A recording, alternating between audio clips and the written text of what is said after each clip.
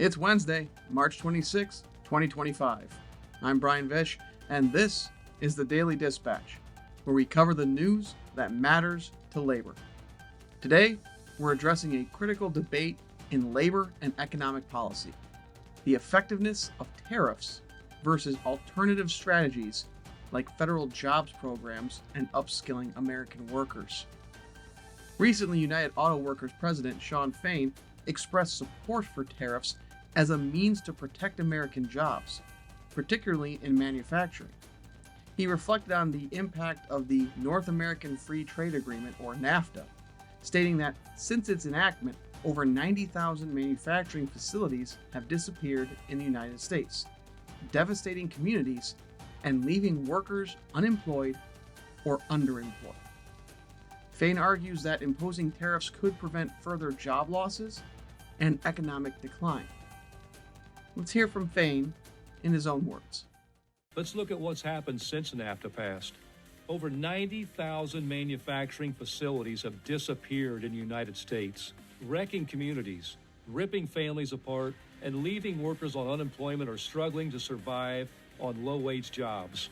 Every plant closure is a bomb dropped in working-class communities. You can literally see the blast zones in Kokomo, Flint, St. Louis, and beyond. The big three automakers alone closed 65 facilities in the last 22 years. Stellantis has laid off thousands of workers at Warren Truck, while the trucks they used to build are being made in Mexico. John Deere, Mack Trucks, and many other companies are relocating work to Mexico right now, all in an effort to drive a race to the bottom. Tell the workers who used to work at Lordstown, Ohio, that our trade system is working. Tell it to workers at Romeo Engine, or Baltimore Transmission, or Cleveland Casting, or Twin Cities Assembly, or Oklahoma City Assembly, or Janesville Assembly, Wilmington Assembly, Fredericksburg Powertrain, or St. Louis Assembly. The list goes on and on. The status quo is killing us. Some economists are trying to scare anyone, saying that the cost of tariffs will be passed on to working Americans. But the cost of NAFTA was passed on to working Americans in the form of plant closures, deaths of despair, and economic devastation. We feel its effects every day. Free trade isn't free, it's a disaster, and it's time to end it. Look, I get it. That speech hits hard. It resonates. Because everything he's describing, it happened. NAFTA gutted the Midwest. Workers paid the price. But here's where we part ways. While the concerns about job losses and community impact are valid, it's essential to examine whether tariffs are the most effective solution. Historically, tariffs have had mixed results at best. For instance, the chicken tax of 1963, a 25% tariff on imported trucks, led to limited consumer choices and higher prices without significantly boosting domestic employment.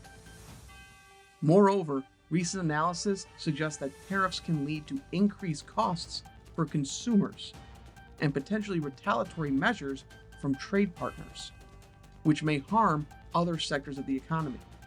The Wall Street Journal reported that President Trump's tariffs led to retaliatory measures from countries like China, Canada, and the European Union, resulting in a proliferation of trade barriers and fears of slowed growth and higher inflation. Instead of relying solely on tariffs, a more sustainable approach involves investing in the American workforce through upskilling via a federal jobs program. The Biden-Harris administration's Good Jobs Challenge, for example, has successfully trained and placed over 12,000 American workers into quality jobs by investing $500 million into locally led workforce training programs. Additionally, legislative efforts like the Digital Skills for Today's Workforce Act aim to enhance digital skills training, recognizing the growing demand for tech-savvy workers in various industries.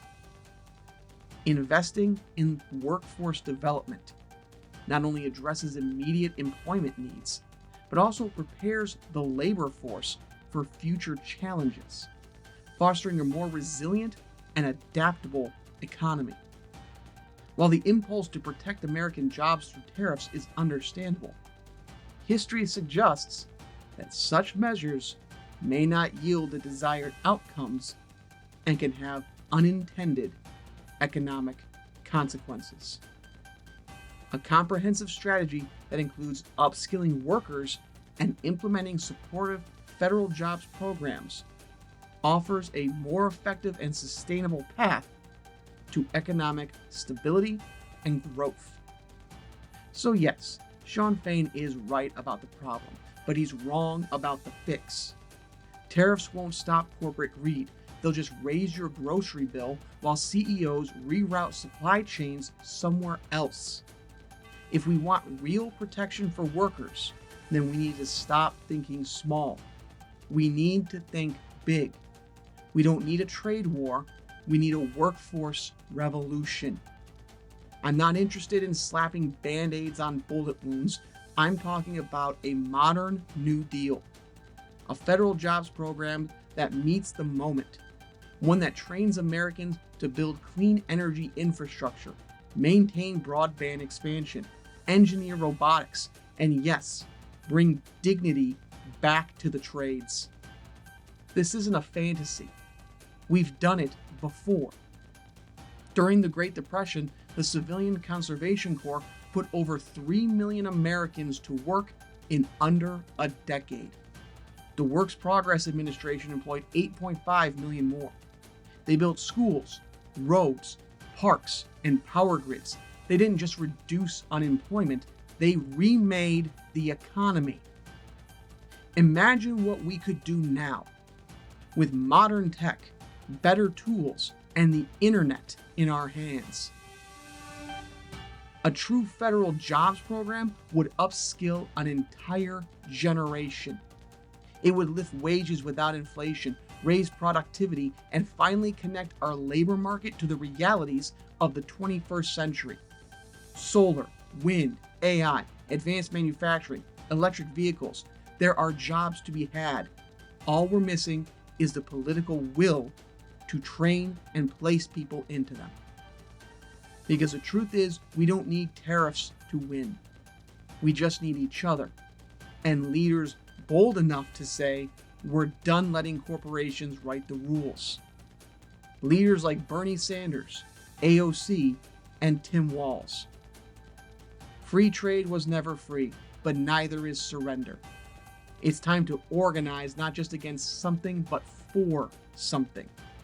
Let's build the workforce of tomorrow. And I'll see you tomorrow. Eyes open, voices loud.